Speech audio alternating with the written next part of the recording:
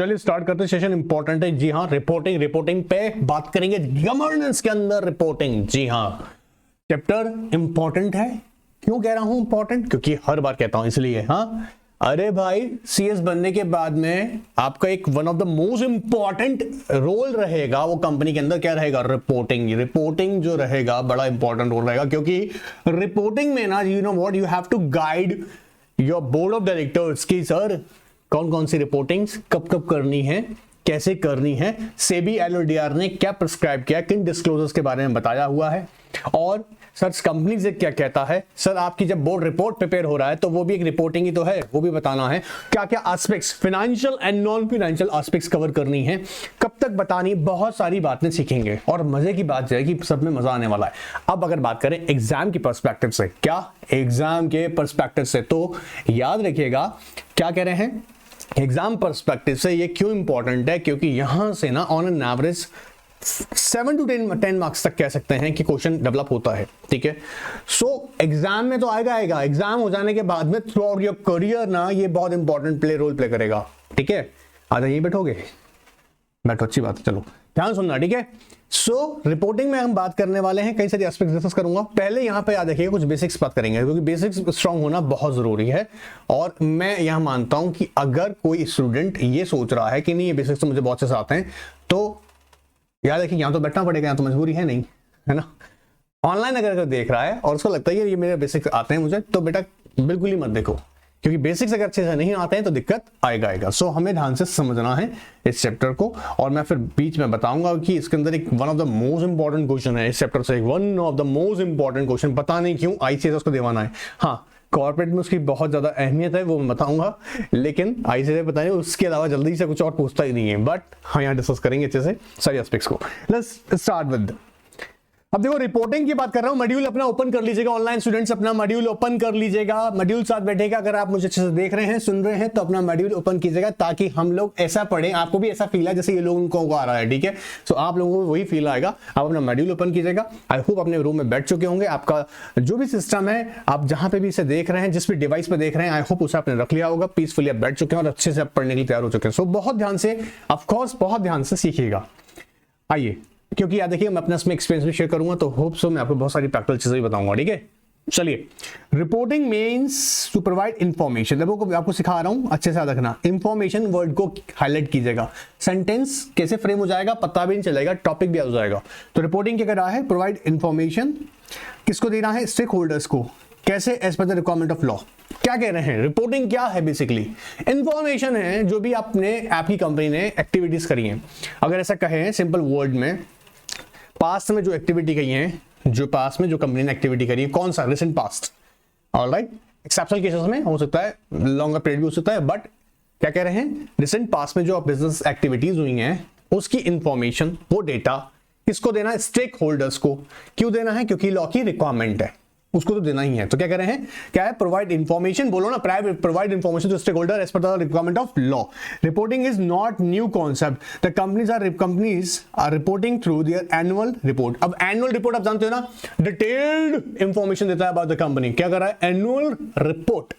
और ये बात तो अच्छे से पता होगा मेरे बच्चों को, लेसर अंडर डी का केस में एनुअल रिपोर्ट का प्रोविजंस आगे बताऊंगा, नहीं तो तुम कहीं और भाग जाते हो फिर। ठीक है, annual report which is comprehensive report on a company activities through out the preceding year and report intend to give shareholders and other interested people information about the company activities and financial performance. And report contains the financial reporting as well as non-financial reporting. दोनों ही aspects cover करेगा, financial and non-financial. अब non-financial क्या activities होती हैं वो बताता हूँ, उसका एग्जाम्पल समझ लो, वैसे डिटेल में सारी aspect डिस्कस करेंगे। ठीक है, सो ध्यान समझो, जब बोल रहे हैं नॉन फाइनेंशियल एस्पेक्ट्स, मतलब जितनी भी कंपनी की सोशल एनवायरमेंटल एस्पेक्ट्स हैं वो क्या हैं? Non financial aspects. बहुत ही इंपॉर्टेंट एस्पेक्ट्स हैं। Can you believe that? Sustainability reporting की जब मैं बात करूंगा तो ये आप याद रखिएगा, यहां तो टॉप मोस्ट क्वेश्चन बन जाता है आज का डेट में। अगर कंपनी अपने रिसोर्सेज को गलत तरह से यूटिलाइज कर रही है, एनवायरमेंटल अगर कोई इंपैक्ट, नेगेटिव इंपैक्ट क्रिएट कर रही है, बिजनेस बंद हो जाते हैं। क्या? बिजनेस बंद हो जाते हैं। तो कितनी फाइनेंशियल अच्छी रिपोर्टिंग हो, बट अगर नॉन फाइनेंशियल रिपोर्टिंग, और नॉन फाइनेंशियल रिपोर्टिंग का मतलब आपने सोशल एनवायरमेंटल एस्पेक्ट्स को कंसीडर नहीं किया, जो कि लीगल नॉर्म्स बताए गए उन्हें फॉलो नहीं किया, तो ताले तक लग जाते हैं, पेनल्टीज बड़ी बड़ी लग जाती हैं। तो ऐसा नहीं है कि सिर्फ फाइनेंशियल एस्पेक्ट्स ही इंपॉर्टेंट है, नॉन फाइनेंशियल एस्पेक्ट्स भी इंपॉर्टेंट है, दोनों बात इंपॉर्टेंट है, ठीक है, जब हम रिपोर्टिंग कंसीडर करेंगे। आगे देखते हैं, देखिए आइएगा, फाइनेंशियल रिपोर्टिंग क्या कर रहे हैं, financial reporting is the process of producing statement. अब किसके बारे में बात कर रहा होगा, about disclosure of an organisation financial status to the management, investor and government. तीन लोगों को क्या बताएंगे हम लोग, किसको बताएंगे, मैनेजमेंट को जाएगा, शेयर होल्डर्स को, मतलब अगर देखा जाए तो इनवर्ड्स हमारा इन्वेस्टर लोग जो होगा, एंड गवर्नमेंट, ठीक है। Now financial reporting serves two primary purposes. पहला पर्पस देखो ध्यान से, हाईलाइट करो मेरे बच्चों। फर्स्ट क्या है, helps management to engage in effective decision making concerning company objectives and overall strategies. पहला मेन फोकस किसके ऊपर है, ध्यान से देखे तो डिसीजन मेकिंग प्रोसेस में आपकी पॉकेट में आज की डेट में कितना पैसा है, उसी के अकॉर्डिंग आप शॉपिंग करने जाओगे ना। हो सकता है आपकी क्रेडिट लिमिट बड़ी अच्छी हो, तभी भी तो डिसाइड कैसे करोगे कि क्या खरीदना है क्या नहीं करना, according to your credit limit, ठीक है। फ्री में तो नहीं मिलेगा ना, फ्री में भी तेरी गुडविल अच्छी होगी तभी तो मिलेगा तेरे को। कम टू द पॉइंट, समझ रहे हैं, यहाँ पे बहुत सिंपल सी बात है। एग्जैक्टली आप कैलकुलेट करते हो जब आपको पता लगता है कि आपकी फाइनेंशियल पोजीशन क्या है। जब आपकी फाइनेंशियल पोजीशन को पता होता है तो आपके डिसीजन मेकिंग आपको उसके अकॉर्डिंग होते हैं, ठीक है। किसी ने खूब कहा जेब में जब बहुत पैसा होता है ना, तो अपनी चाल जरा नोट करना किस तरह से आप चलते हैं, और जब में पैसा नहीं होता है ना, तो जरा आवाज जरा ध्यान से देखना, चाल जरा ध्यान से देखना, शोल्डर देखना, सब गिर जाते हैं नीचे। तो ये पैसे का रुबाब कैसे ऐसे ऊपर हो जाता है। अब बात समझ में आ रहा है। तो कंपनी में अगर फाइनेंशियल पोजीशन अच्छा होगा, वो कैसे पता लगेगा, फाइनेंशियल रिपोर्टिंग है। कंपनी का फाइनेंशियल स्टेटस कैसे पता लगेगा, फाइनेंशियल रिपोर्टिंग से। और वो मैनेजमेंट को कैसे हेल्प करेगा, डिसीजन मेकिंग प्रोसेस में, ताकि उसी के अकॉर्डिंग कंपनी क्या करेगी, आगे के जो कंपनी का ऑब्जेक्टिव्स हैं उसे परस्यू करेगी, अपनी स्ट्रैटेजी बनाएगी। Clear. Now data disclose in the report can help management discern the strength and the weakness of the company as well as its overall financial health. बात पकड़ में आया। सेकंड क्या कर रहे हैं, सेकंड क्या है, financial reporting provides vital information about financial health and activities of the company. किसको, किन के लोगों को भाई, ध्यान से देखो, stakeholders including shareholder, potential investors, consumer, government regulators, ताकि ये लोग फर्दर प्लान कर सकें। जैसे ध्यान से, एक साइड से तो मैनेजमेंट को हेल्प करेगा in decision making process, and decision making process after considering what company's objective and its overall strategy, ठीक है। सेकंड, मैनेजमेंट को हेल्प करने के साथ साथ किसको हेल्प करेगा, सेकंड इन्वेस्टर्स को। इन्वेस्टर्स में बात किया ना, कोर तो हमारा वही लोग है, ठीक है। तो हमारा कौन कौन हो सका, बोलो, शेयर होल्डर्स है, गवर्नमेंट है, ठीक है, पोटेंशियल इन्वेस्टर्स है, कंज्यूमर्स है, इनको हेल्प करेगा। क्लियर ना। अब आगे देखते हैं, ध्यान समझना। Financial reporting involves disclosure of financial information to various stakeholders about financial performance and financial position of organization over a specified period of time. These stakeholders include कौन कौन लोग होगा इस stakeholder? अब ये तो कईयों को नहीं पता होता है। अच्छा पता, गुड, अच्छी बात है, पता तेरे को तो। Investors, creditors, public, debt providers, governments, government agencies. ध्यान से समझेगा इन सबको। ड्राफ्टिंग जब करते हैं ना डॉक्यूमेंट्स की, तो बड़ा काम आता है, छोटी छोटी वर्ड्स की क्लैरिटी आपको होनी चाहिए, ठीक है। तो कौन कौन लोगों का इस केसेस के अंदर देखें तो हम लोग शेयर होल्डर, ठीक है, जैसे हम इन्वेस्टर्स बोलते हैं, investors, creditor, public, government, government agencies, debt providers, ये लोग कौन है, जो उसको यूजर्स बोलते हैं। कौन था, users of financial statements, usually users of financial statement, जो कि फाइनेंशियल डेटा को कंसीडर करते हैं। आई होप ये क्लियर होगा छोटा सा टॉपिक था। अब देखिएगा main components of financial reporting. अब जब आप, हो सकता है आपसे एक क्वेश्चन एग्जाम में ये पूछा जाए कि आपको ना एक फाइनेंशियल रिपोर्टिंग के कंपोनेंट्स रेडी करने हैं for the guidance of the board of director, तो ताकि वो समझ सकें कि उन्हें किस तरह से उनको सारी एस्पेक्ट्स कवर करनी चाहिए। तो एक जनरल एक क्वेश्चन यहाँ पे ड्रॉ हो सकता है। अब बहुत सिंपल सी बात है, बहुत सिंपल सा है, लेकिन हमें ध्यान से रखना है। देखो फाइनेंशियल स्टेटमेंट्स, जिसमें बैलेंस शीट है, स्टेटमेंट ऑफ एफर्ट्स P&L है, कैश फ्लो स्टेटमेंट है, and stock statement of change in stockholders, change in stock. अच्छा हर किसी का नहीं कहना है यहाँ पर, statement of change in stockholders equity हर किसी का नहीं बताना है। किसी ने अगर एक शेयर बेचा तो उसका भी बताने की बात कर रहे हैं यहाँ पे। जो कौन से हैं बेसिकली, जो बेनिफिशियल हैं, राइट, मटेरियल जिनसे ट्रांजैक्शंस किए जा रहे हैं, ऐसे केसेस के अंदर। Now notes of financial statements, quarterly annual reports and listed company, prospectus, अगर कंपनी यहाँ पे जा रहा है तो ये भी क्या हो जाएगा, फाइनेंशियल रिपोर्टिंग का कंपोनेंट है, and management discussion analysis report. दोनों याद रखिएगा केसेस में, किसमें, आईपीओ के बाद में पढ़ेंगे या फिर हम बात करेंगे तो याद रखिएगा पब्लिक पे अप्लाई हो रहा है, कहीं और जाने की जरूरत नहीं है, ठीक है। तो कंपोनेंट्स हैं। अब देखो ध्यान सुनना, कई बार एग्जाम में तुमको क्वेश्चन में यही याद नहीं आता कंपोनेंट क्या होगा। अब लॉजिकली सोच के देखो, फाइनेंशियल रिपोर्टिंग और कंपोनेंट क्या होंगे? Balance sheet, PNL, cash flow statement, change in stock, equity के अंदर चेंज अगर हुआ है, हर किसी का नहीं कह रहा हूं, कंपनी का एक शेयर होल्डर था जिसने एक शेयर बेचा, उसके लिए पॉसिबल बेनिफिशियल इंटरेस्ट, सब्सिक्वेंट मतलब सिग्निफिकेंट बेनिफिशियल ओनर के कैटेगरी का लोग है, ठीक है।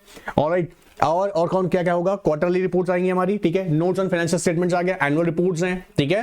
और क्या होगा? Prospectus in case of IPO या मैनेजमेंट डिस्कशन एनालिसिस रिपोर्ट, बोलो management discussion analysis report. Alright, ये हमारे कंपोनेंट्स हैं। ऑलराइट, नाउ फर्दर देखते हैं।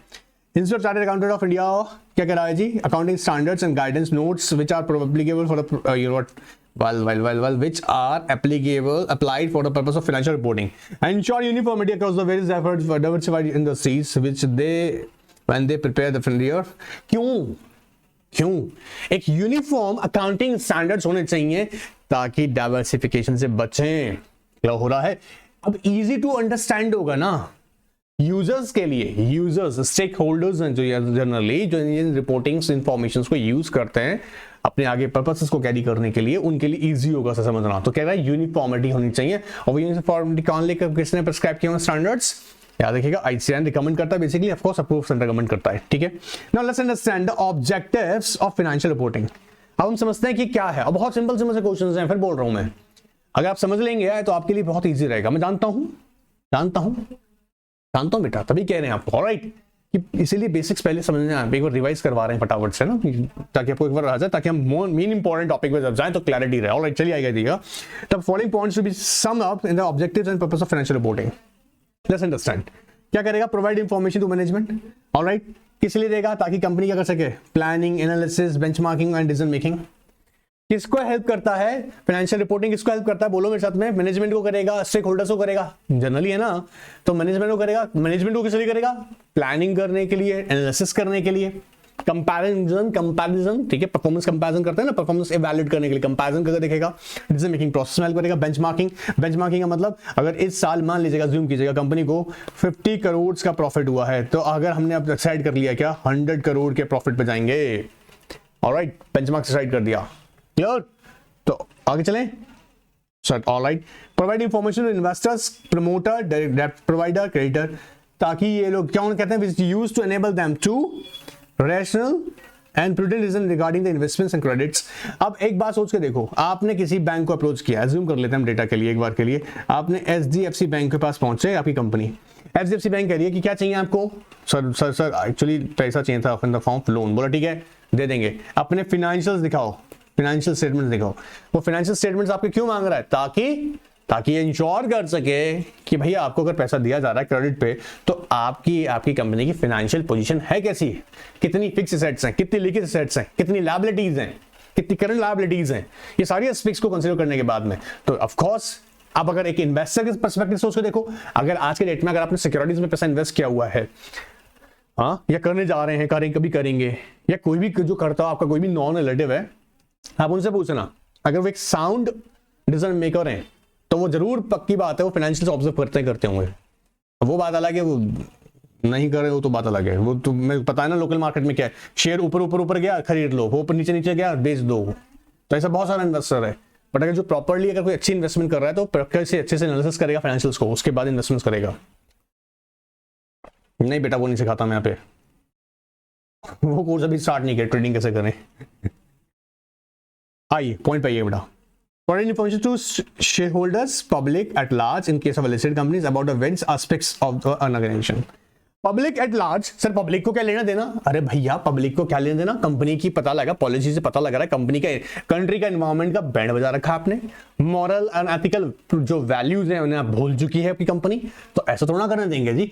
हमारी कंपनी आपको हमारे ऑफ कोर्स फाइनेंशियल रिपोर्टिंग के थ्रू बताएगी कि हमारे डिफरेंट एस्पेक्ट्स के बारे में क्या क्या कंपनी ने इनिशिएटिव्स लिए हुए हैं। ऑलराइट, सोशल रिस्पांसिबिलिटी कंपनी कैसे फुलफिल कर रही है, सस्टेनेबिलिटी के बारे में कंपनी क्या सोचती है, एनवायरमेंटल इंपैक्ट के लिए कंपनी क्या सोचती है, ये सारी एस्पेक्ट्स को भी ऑफ कोर्स डिस्क्लोज किया जाएगा। ठीक है, अच्छा अब हमने क्या देखा, मैनेजमेंट को प्लानिंग वगैरह में हेल्प करेगा, डिसीजन मेकिंग में हेल्प करेगा, एनालिसिस में हेल्प करेगा, बेंचमार्किंग सेट करने में हेल्प करेगा, इन्वेस्टर्स को डेट प्रोवाइडर्स को, गवर्नमेंट को, कस्टमर कंज्यूमर्स को, इन सबको अपने अपने पर्पस के लिए काम करने देगा। जैसे अगर मैं एक डेट प्रोवाइडर है तो क्रेडिट के लिए सोचेगा वो देना नहीं देना, इन्वेस्टर है तो इन्वेस्टमेंट के लिए उसको हेल्प करेगा। क्या हो रहा है?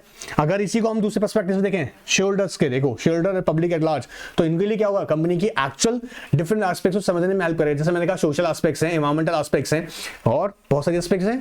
एनालिटिकल प्रैक्टिस तो नहीं कर रही company. Providing information about economic resources of an organization. Company के इकोनॉमिक रिसोर्सेज क्या हैं जी? कंपनी क्या पता होना चाहिए ना, प्लांट, बिल्डिंग, मशीनरी, इन सबको मिला के क्या कर रहा है कंपनी? बिजनेस कर रहा है। तो सबके सब क्या है? कंपनी के economic resources. Claims to those resources means liabilities and own equity and how these resources claim have undergone change over a period of time. कैसे? वैल्यूएशन डेप्रिशिएट होती चल जाएगी तो कितना चेंज आ रहा है वो सब देखना है हमको। क्या हो रहा है? लायबिलिटीज थी, कम हुई हैं, बड़ी हैं तो क्या सफिशिएंट यहां रखेगा डेट इक्विटी रेशियो मेंटेन है या डेट एंड इक्विटी रेशियो जो कि इंडस्ट्री के अकॉर्डिंग कोई स्पेसिफिक नहीं है कि 2:1 ही चलता है। याद रखना, कोई गड़बड़ तुम लोगों को बताते हैं 2:1 it is not mandatory, depends on type of industry. Clear हो रहा है? क्लियर है? बताया था फिर क्लियर है ना? चलिए ठीक है, ऑलराइट, ये क्लियर है। इकोनॉमिक रिसोर्सेज को डिफाइन करेगा कंपनी के। Providing information how an organisation procuring and using the various resources, procuring and using various resources for various stakeholder information to various stakeholders regarding the performance management of an organization as to the how diligently and ethically they are discharging their fiduciary and responsibility। कैसे पता लगेगा board of director हमारा company में कैसा काम कर रहे हैं, किस तरह की परफॉर्मेंस है। डिलीजेंट बोर्ड हमारा है, एथिकल प्रैक्टिसेस करता है, फ्रॉडुलेंट प्रैक्टिसेस नहीं करता है, किसी भी तरह का लाइसेंस लेने के लिए जो लॉ में बताया प्रोसीजर है उसी को फॉलो करता है, घूस नहीं खिलाता है। ये सारी एस्पेक्ट्स कैसी होती है जनरली हम देखा जाए एथिकल प्रैक्टिसेस। प्रोडक्ट में एडल्ट्रेशन नहीं करता है, लोगों के कस्टमर ग्रीवेंसेस को रेड्रेस करने के लिए ऑल टाइम अवेलेबल रहता है, आपको सेल आफ्टर सर्विसेज के लिए हमेशा रेडी रहता है। ये सारी एस्पेक्ट्स किसकी हैं? एथिकल बिजनेस प्रैक्टिसेस के हैं। Alright, and statutory provide information to statutory auditor which is in turn facilitated audit। अब सबसे बड़ी बात है जब ये फाइनेंशियल रिपोर्टिंग पहुंचेगी किसी पास में, ऑडिटर के पास में, तभी तो स्टैट्यूटरी ऑडिटर अच्छे से ऑडिट करेगा। क्लियर है? And finally, enhancing the social welfare by looking into the interests of employees, trade union and the government।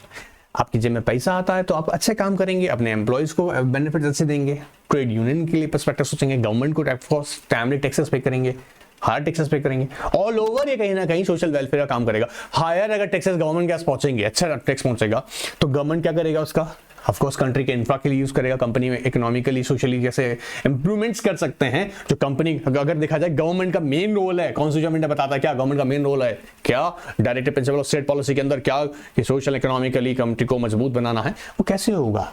जब कंपनी की फाइनेंशियल रिपोर्टिंग होंगी, अकाउंटेबिलिटी ट्रांसपेरेंसी साथ में, विदाउट फ्रॉड, तो ये हमको सोशल वेलफेयर में भी हमारा काम करेगा, हमारे एम्प्लॉयज के इंटरेस्ट में होगा, trade union and government.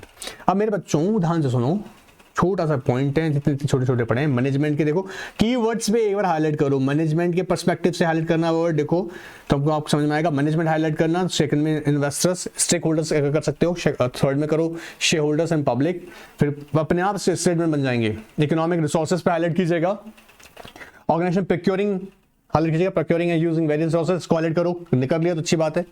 Online students को कह रहा हूँ अलग अलग रिसोर्स उनको हेल्प करेगा स्टेक होल्डर्स को, ताकि वो एग्जामिन कर सकें क्या मैनेजमेंट की परफॉर्मेंस। स्टैट्यूटरी ऑर्डर को हाईलाइट करो, ऑडिट करेगा उससे उसको हेल्प करेगा। Clear? Alright, and in the interest of employ, trade union and government. Alright, now importance of financial reporting, next topic हम डिस्कस करें इंपॉर्टेंस ऑफ फाइनेंशियल रिपोर्टिंग। फटाफट समझ चल जाओ क्योंकि 4 नंबर 5 नंबर का क्वेश्चन आ गया तो फटाफट एग्जाम में करके आ जाएंगे यार, और फिर तो एग्जाम के बाद तो सब करना ही है practically. Now importance of financial reporting can not be overemphasized, it is required by the each and every stakeholder for the multiple reasons and purposes. वो हमने भी डिस्कस किए, multiple reason purposes, and the following points highlight the importance of financial reporting. जैसे आओ मेरे बच्चों ध्यान सुनो, help organization to compile with the various statutes and regulatory requirements। पहला कह रहा है it helps what कह रहा है in helps an organization to help with what compile with various statutes and regulations Organizations are required to file financial statement to ROC, government agencies. In case of a listed company, quarterly as well as the annual report as required to be filed to the stock exchange and published. Clear है? इससे क्या रहता है ना, transparency रहेगा. जब filing होगी, public को अवेलेबल होगा, स्टॉक एक्सचेंज पे जाएगा तो ट्रांसपेरेंसी होगा. ट्रांसपेरेंसी ही तो चाहिए धंधे के अंदर. हाँ, बिजनेस के अंदर अगर ट्रांसपेरेंसी नहीं है तो क्लियर है. चलिए, facilitate statutory audit. Statutory auditor required to audit. Almost वही पॉइंट्स अगर तुम ध्यान से इंपॉर्टेंस देखा है तो यूजर्स जो हैं, जो अगर बेनिफिट्स हैं उसी इंपॉर्टेंस बोल रहे हैं. ऑलराइट, फाइनेंशियल रिपोर्ट्स क्या करेगा, from the backbone of financial planning analysis benchmark. अब देखो इंपॉर्टेंस का मतलब क्या है इसी सेंस में, अगर मैनेजमेंट के पर्सपेक्टिव से देखो तब भी वही. यहाँ और क्या करेगा, financial reporting helps organisation to raise capital both domestic as well as overseas. Overseas market में अगर आपको जाना है ना तो आपकी फाइनेंशियल शक्ति है, आपको पता होगा. फाइनेंशियल रिपोर्टिंग आपकी होती है, फाइनेंशियल स्टेटमेंट्स ऑफ कोर्स बिना फाइनेंशियल स्टेटमेंट्स के आपको अलाउड नहीं है. यहाँ इंडिया में तो है ही, बिना उसके हो ही नहीं सकता फाइनेंशियल ऑडिटर फाइनेंशियल स्टेटमेंट्स के. ओवरसीज कोई ऐसा नहीं है कि वहां जाके भी अलाउड है, वहां पे भी आपके लिए बहुत इंपॉर्टेंट डॉक्यूमेंट है ये. Alright, other on the basis of financial, public in large can analyze the performance of organization as well as its management. और क्या कह रहा है, for the purpose of bidding, labor contract, government supplies, organization are required to furnish their financial reports and statements. अभी government contract के लिए bidding करता है तो उसके लिए फाइनेंशियल क्राइटेरिया बताया जाता है कि एटलीस्ट इतना हैसियत वाला कंपनी हमको चाहिए जो हमारी बिडिंग में पार्टिसिपेट करेगा. यूजुअली क्राइटेरिया, क्योंकि याद देखिएगा बिडिंग के अंदर क्या होता है, गवर्नमेंट का डिस्क्रिप्शन होता है, गवर्नमेंट जो एजेंसीज होती है उनका डिस्क्रिप्शन होता है, तो बात पकड़ मारा वो दे डिसाइड, तो ये बड़ा हेल्पफुल होता है वहां पे भी. Financial reporting also facilitate in introduction of the organisation. It takes stock of various affairs. Check करना है, स्क्रीन हिल रहा है. अब ठीक है, ठीक आ रहा है. All right. Chaliye. Financial reporting also facilitates as an introspection of the organization. It takes stock of various affairs which would have been missed in the absence of any financial system. और financial reporting, अब जैसे example समझते हैं इसको. देखो एक बात समझो, आपकी कंपनी में जो भी रिसोर्सेज हैं, हम एग्ज्यूम कर लेते हैं कंपनी की एसेट्स. आपने जब जो ऑन रिकॉर्ड आपके पास है मान लीजिएगा वो 100 करोड़ के एसेट्स हैं. अब फाइनेंशियल रिपोर्टिंग याद रखिएगा, अगर हम जब कंटिन्यूस प्रॉपर कर रहे होंगे तो एसेट्स हम लोग जब नेक्स्ट ईयर में देखेंगे, सब्सिक्वेंट ईयर में देखेंगे, सब्सिक्वेंट मान लीजिएगा, ठीक है, तो हम कंपैरिजन कर सकते हैं. कहीं भी अगर मिसयूज हो रहा होगा, मान लीजिए आज के टाइम में 90 रह गया है, तो अगर ऑफकोर्स डेप्रिशिएट हो रहा होगा, लेकिन ऑफकोर्स किन सब चेंजेस की वजह से होता है, लेकिन वो रिपोर्टिंग एग्जैक्टली इस बात को इंश्योर करेगा ना कि कंपनी रिसोर्सेज जो भी हैं, एक्सवाइजेड रिसोर्सेज हैं, कंपनी के एसेट्स हैं, वो प्रॉपर्ली यूटिलाइज हो रही हैं. तो ये इंश्योर करने का काम करता है. ठीक है, इंपॉर्टेंस में जब कह रहा हूं तो यहाँ पे देखिए, जब हम अगर इसको इस स्पेक्ट्रम में देखते हैं, ऑब्जेक्टिव्स अगर हम कंसीडर कर रहे थे, कहीं ना कहीं वही इंपॉर्टेंस ही हमारे तरह ट्रीट करेंगी. एनीवेज, लिमिटेशंस क्या है, अब प्रॉब्लम क्या है थी कि अगर हम आज भी अगर कुछ चीजें ऐसी हैं जो हमको चेंज करने की जरूरत पड़ती है. आई होप ये जानते होंगे कि बहुत ही 1930 के स्टैंडर्ड्स को हम लोग कंसीडर करते आ रहे हैं. देखो, corporate reporting is an essential means by which companies communicates with investors as a part of their accountability and stewardship obligation. Stewardship obligation, I hope तुम लोगों को याद होगा. अगर मेरे किसी भी स्टूडेंट को स्टूवर्ड कोड याद नहीं है तो बेटा जाके पढ़ लेना वापस. क्यों? स्टूवर्ड का मतलब ही क्या है कि बंदा जो एजेंट है, as an act like a manager, किसी और की प्रॉपर्टी एसेट्स का एक तरीके से caretaker. Board of director क्या कर रहा होता है यहाँ पर, स्टूवर्डशिप का ही रोल प्ले कर रहे होते हैं कंपनीज में. पकड़ मारा है. तो किस लिए रिपोर्टिंग किस लिए इंपॉर्टेंट है, क्योंकि कम्युनिकेट करता है किनके साथ में, इन्वेस्टर के साथ में, और हम इसे कहते हैं is a part of their accountability and stewardship obligation. The current financial reporting model was developed in 1930 for an industrial world. In general, model provides a backward-looking review of performance and does not provide enough relevant information for decision making today. अगर हम पुराने era से बात करें, industrial evolution से अगर बात करें, now financial reporting model is like looking in the rear view mirror. rear view mirror यही तो होता है. आप क्या करते हैं, बैक कार में अगर देखें, अपना व्हीकल में देखें, अपन स्कूटी में, अपना बाइक में देखें, क्या होता है, इसका काम क्या है, रियर व्यू मिरर. जो पास में किया एक्ट्स है वो आप उसको आज कंसिडर कर रहे हैं. Now when in the fact the road ahead is very turbulent and there are huge impacts on companies. एक बार चेक कर लेते हैं. आई थिंक टेक्निकल इश्यूज की वजह से हो रहा है ये. नॉट टू वरी, अभी वापस करते हैं इसको स्टार्ट.